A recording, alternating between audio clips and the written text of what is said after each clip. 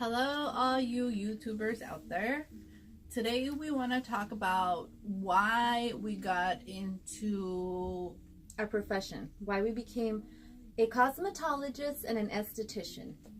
Yes, and I got into esthetician school because I had really bad skin, and also I have little kids, and at the time I would have to request my time off to take my kids to doctor's appointments or whatever a couple of weeks ahead of time, and it's just very difficult to have a full-time job and to have small children and to feel like you are trapped in the cycle of going to work every day and barely having enough time to spend with your kids and managing your household and everything like that. So that's one of the reasons, that's two of the main reasons why I became an esthetician.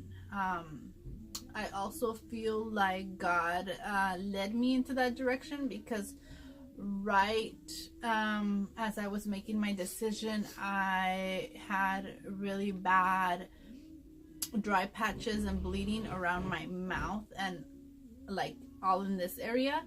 And I was doing customer service where I was like right up in people's faces, and I was feeling very insecure about myself with this awful skin. And I had gone to the dermatologist, and the dermatologist couldn't tell me what it was that that was causing that. So it turns out that I had become addicted to petroleum because I had been using Nivea and Pond's and also A&D ointment and Carmex, so around my lips, and those ingredients have tons of petroleum in them, and my body wanted more, so it was starting to crack and bleed. But of course, this I found out after going to esthetician school, so that's why I decided to go to esthetician school. What about you, Carolina? And the reason I decided to go to cosmetology school and just do that as a career is I heard a quote that said, "Find your future and you'll find your fortune." And I have always loved anything beauty. When I was in high school, I used to cut my friend's hair, perm my friend's hair, color my friend's hair. It was something that I loved doing. And so I naturally wanted to, when I got out of high school, you know, I was a single mom. I did have a very young kid at that time. And I just wanted, I wanted to do hair. But because I needed a job right away, I did not pursue hair until my youngest son was like 6 or 7 is when I actually ended up going to cosmetology school because I was fed up with working a 9 to 5. I remember one time looking at the clock and being like, oh my God, can I go home now? Am I almost done? I mean, I had a really good job. I used to work at a chiropractor's office in Arkansas, and I loved what I did because I used to talk to people. I was like a liaison, and I would kind of talk to there was a huge Spanish population, and I would kind of translate, and but even then, like, I wasn't doing what I loved doing. I was just doing something for a paycheck. Again, I did enjoy it, but it wasn't what I wanted to do. I wanted to do hair. And I remember thinking that. I looked up at the clock and it was like 10 a.m. And that's when it really hit me, like I really need to do something with going to beauty school, because this sucks, you know. I hate having a 9 to 5. I hate that, you know. I hate it. Was like something inside of me, like, I don't want to do this forever, you know. I want to do hair. So something that should have been a tragedy, you know, I went through a divorce. I had to move back to California. Actually was exactly what I needed. It was open doors for me to go back to work, to beauty school, to go to beauty school, because I had never done that. I mean, I was never going to live with my parents again. I was never going to not have to pay bills and rent. And so that was the opportunity. So I took it for what it was. It was an opportunity, open doors. God was giving me a second chance. I went back to beauty school. I went to beauty school. And a year later, you know, I had my cosmetology license, and I just kind of dove right in there. I started working full time, and I've not regretted it ever since. It's changed my life, because from that point we were working at I was working as a cosmetologist. My journey has been amazing, full of struggle, full of hard work, but I was able to become a very successful as cosmetologist in town, and Brenda's also a very successful esthetician in town. And then we just joined forces, all three of us, my massage therapist sister as well, and we opened up this salon, which has also taken off, which is amazing. But I wanted to do what I had the desire in my heart to do. And it's led to different things. You know, I've been doing hair at this point for like 7-8 years. And now I'm really focused more on eyebrows. That is really my next passion. And I feel like that is completely okay. That is completely normal. You have to go for whatever the desire that God has put inside of you. You have to go for it full force. Work very hard for it. Don't be lazy.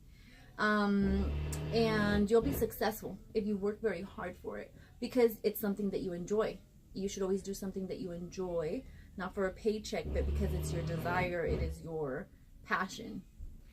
What do you think, Brenda? I feel like we love what we do, so it is work. We put in a lot of hours, but it's something we want to do. Before, at my other job, I was putting in the hours, but like Carolina says, you look up at the clock and it's like you feel like you've been there all day and it's barely 10 o'clock, you know. And it's not like that here.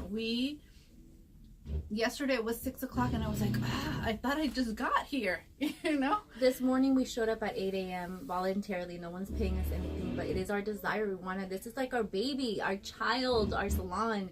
We want to see it grow. We're looking for ways to make it grow. We're no longer looking at the clock. It is going, we don't look at the time. We don't look at the clock. We look at our passion. We look at our goals. We look at our desires, and we want to make them grow, because we're goal-getters, right? So that is what I would recommend to you guys that are watching this video. If there's something inside of you that it is God putting a desire inside of you, it is like, here, this is a breadcrumb. Follow it.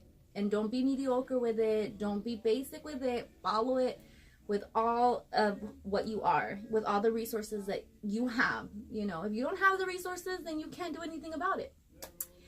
But whatever resources you do have, because God will never give you a desire that you cannot pursue, follow it. Follow it to whatever limitations you have. So if you have to work a 9 to 5, that's fine. Don't expect to put in 8 hours, but I don't have 8 hours. Well, then whatever it is that you have, do you have 2 hours extra at night when your kids go to sleep? Do you have whatever it is? Put that, give that, and God will see your effort, and it'll produce something inside of you. It'll produce like life to whatever you need to. Yeah. Like this perseverance inside of you, and you'll want to keep going and keep going and keep going. So that is what I wanted to share with you guys today. What about you, Brenda? I just want you to know that if my business was to crash and burn today, I would feel fulfilled, because I feel like I am where I'm supposed to be right now. I went for it. I got what my heart wanted, and you can never predict tomorrow, but I'm proud of myself for and us, not just myself and my sisters, for even just going for it, because it is scary, and a lot of people don't do anything because they're scared. You know, do not let fears intimidate you. And that's it. Yes. I remember you had told me something, Brenda, and I just wanted to share this last thing. When you are scared, you don't run away from it. You run right towards it. Whatever it is that is intimidating you, you don't run away. If it is intimidating you, you run forward towards it full speed. So that is it for today. Thank you for watching. We will see you in the next one.